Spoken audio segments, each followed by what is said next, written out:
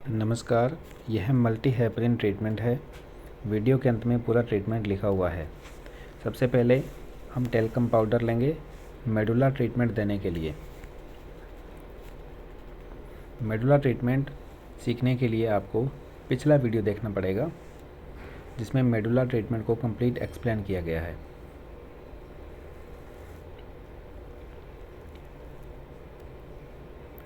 हम 15 medulla left side 2 बार देंगे।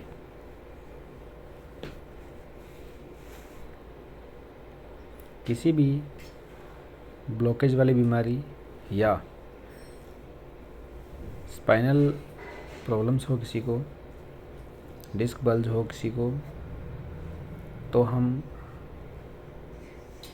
Multi heparin treatment का यूज़ करते हैं। 15 मेडुला दोबारा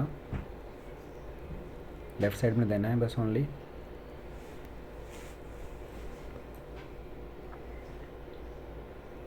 इसके बाद में हमें 6 लेफ़्ट स्वीट उल्टा होना है। उल्टा होने के बाद में हमें देना है 6 लेफ़्ट स्वीट, जो कि शोल्डर ब्लेड के पास में दिया जाता है। इस बच्ची को स्कोलियोसिस की बीमारी है, स्पाइनल स्कोलियोसिस, जिसमें स्पाइन इस तरीके से टेढ़ी हुई है। ये बहुत कम एज में हो जाती है। स्कोलियोसिस एक ऐसी बीमारी है जिसमें रीढ़ की हड्डी में टेढ़ापन आ जाता है। स्कोलियोसिस रीढ़ की हड्डी के भीतरी हिस्से को प्रभावित करने लगता है, खासकर रीढ़ की हड्डी के ऊपरी भाग को। इस समस्या को थेरोसिस स्कोलियोसिस के रूप में जाना जाता है।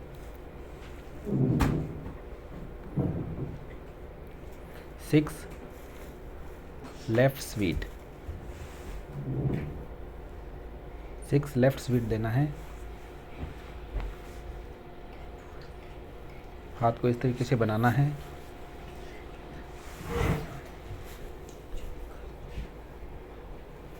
और इसके बाद में स्पाइन के लेफ़्ट साइड में आपको हल्का सा प्रेशर डालते हुए 6 बार इसको ऐसे देना है। लेफ़्ट साइड में, स्पाइन के लेफ़्ट साइड में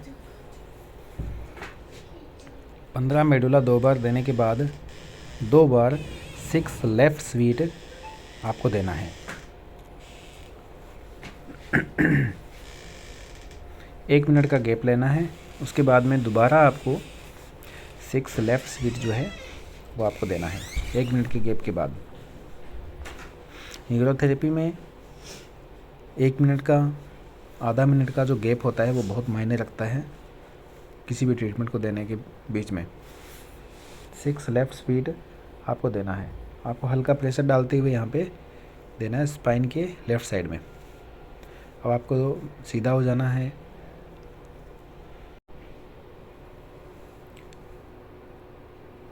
रीढ़ की हड्डी में टेढ़ापन होने का खतरा लड़कों के मुकाबले लड़कियों में 2 गुना अधिक होता है। यह किसी भी उम्र में हो सकता है, लेकिन लगभग 10 साल की उम्र के बाद में अधिक देखा जाता है।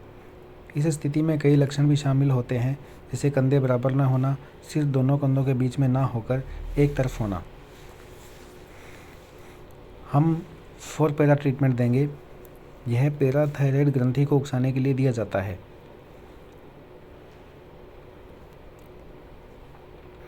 हाथ को इस पोजीशन में लेके आएंगे और उसके बाद में हमें हल्का सा इसके ऊपर प्रेशर डालना है इस पॉइंट पे, और 6 सेकंड के लिए प्रेशर डालना है। इसके बाद में सेकंड पॉइंट पे।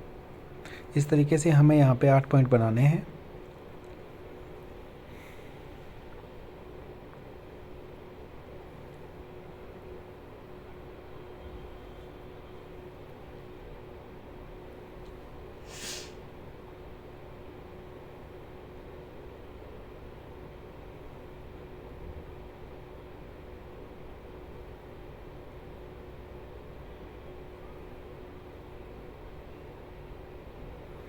कूल्हे की हड्डियाँ बराबर जगह पर न होना, पसलियाँ असामान्य रूप से बाहर आ जाना। इस स्थिति की जांच करने के लिए मरीज का शारीरिक परीक्षण भी किया जाता है। कुछ अमेजिंग टेस्ट भी किए जाते हैं, एक्सरे, सीटी स्कैन, एमआरआई वगैरह। यदि एक्सरे के दौरान रीढ़ की हड्डी 10 डिग्री या उससे अधिक टेढ़ी है तो यह स्थिति को हम स्कोलियोसिस के रूप में निर्धारित कर सकते हैं। लेकिन ये बीमारी का शुरुआत में इलाज न करवाया जाए तो आखिर में हमें ऑपरेट करवाना पड़ सकता है। इस बच्ची को ये बीमारी हुए अभी 2 या 3 साल हुए हैं मुश्किल से, और रीढ़ की हड्डी में काफ़ी बदलाव है। एक साइड काफ़ी ऊपर उठी हुई है, लेकिन ट्रीटमेंट के लगभग आज हमें 15 से 20 दिन हो चुके हैं। लगभग इसे 50% फ़ायदा हुआ है इस ट्रीटमेंट से।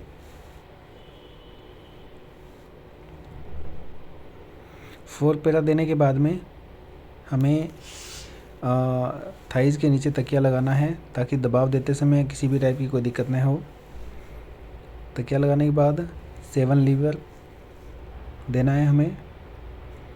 यह लीवर को उकसाने के लिए दिया जाता है ताकि चयापचय ठीक हो सके, मेटाबॉलिज्म अच्छा हो सके।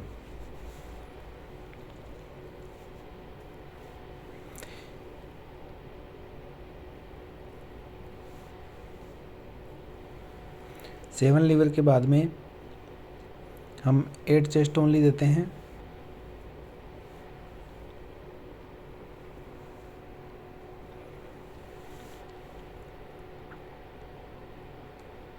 अब 8 चेस्ट ओनली देंगे हम।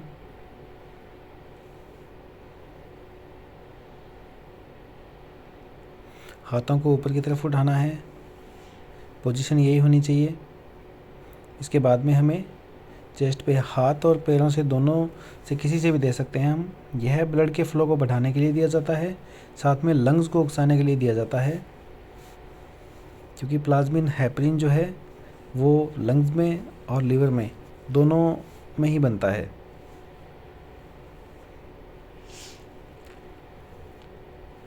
एट चेस्ट ओनली देंगे, जिसमें हम 12-12 के 2 राउंड होते हैं। इसमें 1 चेस्ट ओनली में 3 राउंड होते हैं, और इसी हिसाब से 8 चेस्ट ओनली में हमें 12 राउंड देने हैं।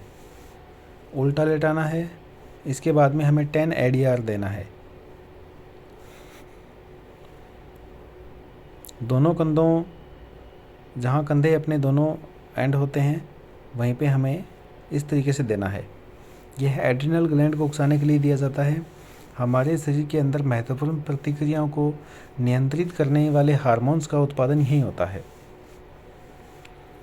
एड्रिनल ग्लैंड मुख्य ग्रंथि है।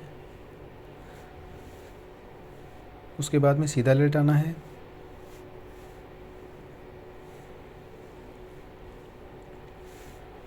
वैसे ही थाइज़ के नीचे तकिया लगाना है। दोनों हाथ नीचे की तरफ होने चाहिए, और 1 मिनट का हमें गैप देना है। 1 मिनट के गैप से नेक्स्ट जो ट्रीटमेंट होगा हमारा एपहेफ्रीन, वो उसको स्टार्ट करना है। एपहेफ्रीन में जो हम पेनक्रियाज को उकसाते हैं वो हम बहुत ज़्यादा बार उकसाते हैं।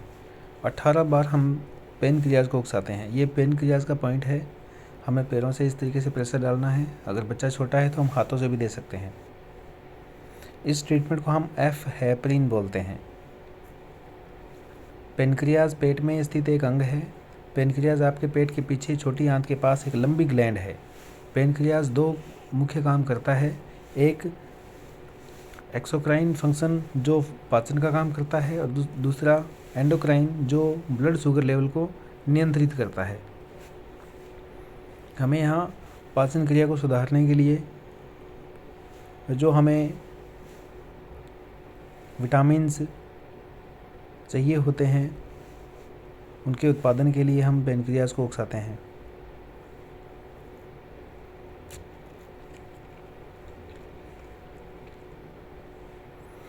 इसमें 18 पॉइंट होते हैं पूरे। एक पॉइंट को हमें 6 सेकंड के लिए प्रेस करके रखना होता है, और इसके बाद में 18 बार इसको दोहराना होता है। पैरों को उठाना है, फिर रखना है, फिर पैरों को उठाना है, फिर रखना है। ये 18 बार होता है। इसी ट्रीटमेंट में 18 पेन के साथ में 7 लीवर 8 चेस्ट ओनली दिया जाता है। वही लीवर और लंग्स को उकसाया जाता है। प्लाज्मिन हेपरिन बनने के लिए, लेकिन हम इसमें पेनक्रियाज को काफ़ी बार उकसाते हैं। 18 मैक्सिमम पॉइंट होते हैं। आज तक न्यूरोथेरेपी में 18 पॉइंट के ऊपर पॉइंट नहीं दिए गए हैं।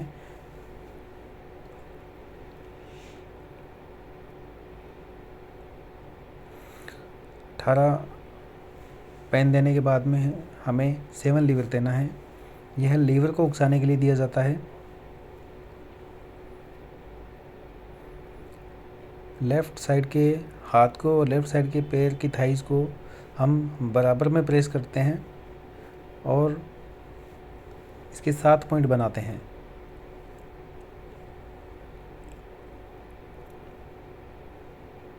हमेशा दबाव डालते टाइम ध्यान रखना है कि हमें पैर का जो बीच का हिस्सा होता है उसी से प्रेशर डालना है, ताकि हड्डियां अगर कमज़ोर हों तो टूटने का चांस न रहे। दोनों हाथों को ऊपर उठाना है। इसके बाद में वही 8 चेस्ट ओनली देना है। हाथ से भी दे सकते हैं, पैर से भी दे सकते हैं। पिछली बार मैंने पैर से दिया था, अब आप देखें हाथ से भी इस तरीके से हम दे सकते हैं। 1 चेस्ट ओनली के बराबर 3 होते हैं, तो 8 चेस्ट ओनली जो हैं उसके बराबर हमारे 8 3 24 होते हैं। तो 12-12 के पॉइंट हमें 2 बार उकसाने हैं। वापिस हाथों को नीचे करना है। इसके बाद में मल्टी हेपरिन ट्रीटमेंट में हाफ कुंडली ट्रीटमेंट दिया जाता है, लेकिन हाफ कुंडली जो ट्रीटमेंट है स्पाइनल जो प्रॉब्लम्स होती है उनमें नहीं दिया जाता, क्योंकि वो इससे ज़्यादा गड़बड़ हो सकती है। पैरालिसिस के पेशेंट को हम दे सकते हैं हाफ कुंडली। अब ये है anti heparin treatment. 2 pen 7 liver 8 chest only. 2 pen देना है, फिर 7 लीवर देना है बिना गैप दिए, और इसके बाद में हमें 8 चेस्ट ओनली देना है। सेम वही, यह एंटी हेपरिन ट्रीटमेंट होता है। इसमें हम सबसे कम बार पेनक्रियाज को उकसाते हैं।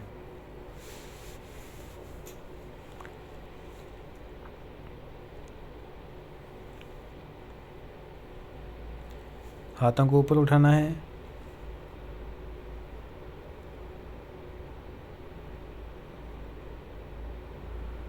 और वही 8 चेस्ट ओनली देना है ऐसे।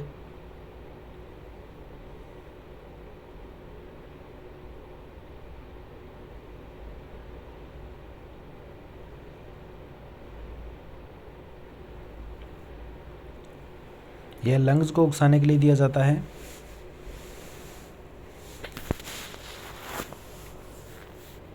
वापिस लेफ़्ट हाथ को नीचे करना है अपने।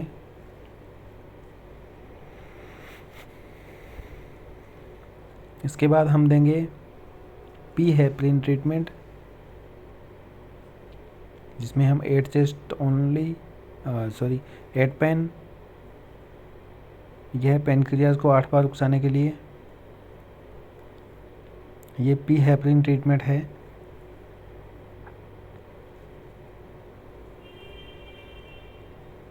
जिनके एल्कलाइन बढ़ने के बाद में अगर कोई ब्लॉकेज आए हैं तो हम उनको पी हेपरिन ट्रीटमेंट देते हैं।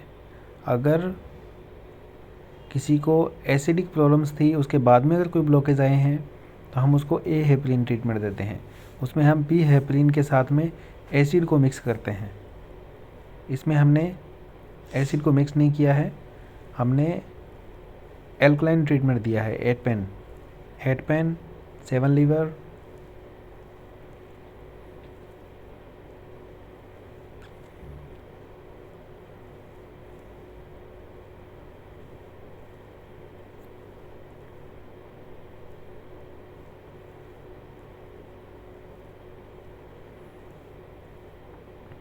वैसे ही 7 लीवर के बाद में 8 चेस्ट ओनली देना है।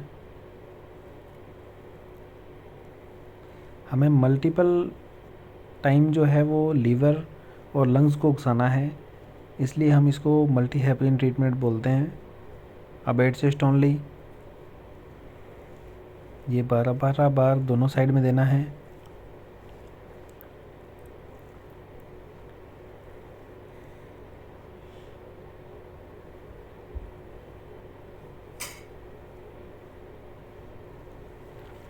ये ट्रीटमेंट यहाँ पे कंप्लीट हो गया है। इसके बाद में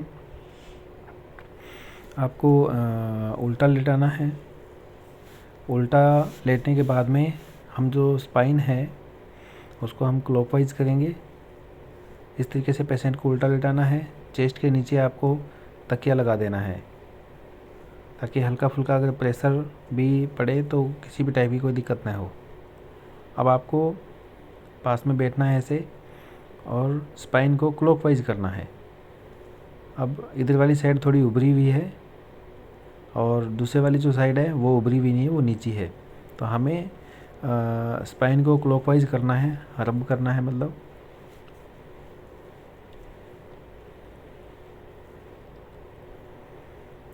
इससे जो मसल्स के सॉफ्ट टिश्यू होते हैं उनको बहुत ज़्यादा आराम मिलता है और उसके बाद में जब हम स्ट्रेचिंग करते हैं स्पाइन की तो किसी भी टाइप की कोई समस्या नहीं आती है।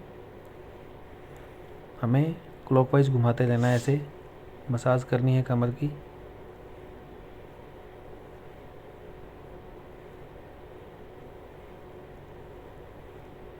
ऐसे हमें 5-7 राउंड देने हैं। फिर उसके बाद में हल्का हल्का प्रेशर डाल के स्पाइन को सीधा करना है। स्पाइन मेरी तरफ वाली साइड में झुकी हुई है तो हमें इस तरीके से इसको सीधा करना है। स्पाइन के साथ में अंगूठे लगाने हैं हल्का हल्का, उसके बाद में इसको सीधा करना है। हम खटका भी देते हैं इसमें, एक ही बार देना है खटके को। दोनों हाथ स्पाइन के साइड में रख के हल्का हल्का झटका लगाना है। कट कट की आवाज़ें भी आती है इसमें।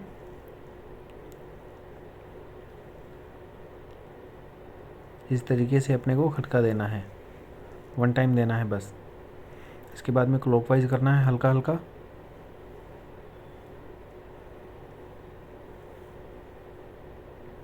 स्पाइन क्लॉकवाइज होने के बाद में आपको स्पाइन को स्ट्रेच करना है।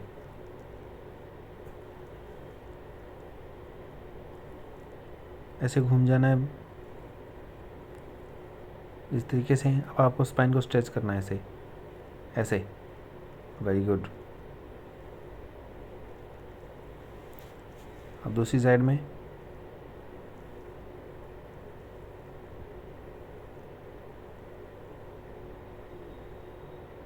ऐसे हमें स्ट्रेच करना है। 1 टाइम करना है बस 1 टाइम होने के बाद में हमें पेशेंट को चेयर पे बिठाना है। जिन पेशेंट को हाथ और पैर ठंडे होने की समस्या रहती है उन्हें हमें 6 मेडुला साथ में देना है। पाउडर लगाना है ऐसे।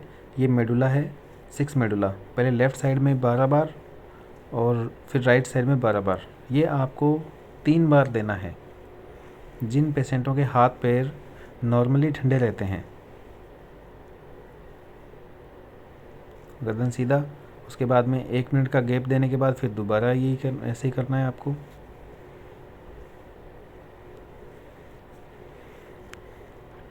सभी न्यूरोथेरेपिस्ट भाइयों से निवेदन है कि ज़्यादा से ज़्यादा अपने साथियों में इस वीडियो को फैलाएं और मल्टी हेपरिन ट्रीटमेंट को अच्छे से सीखें।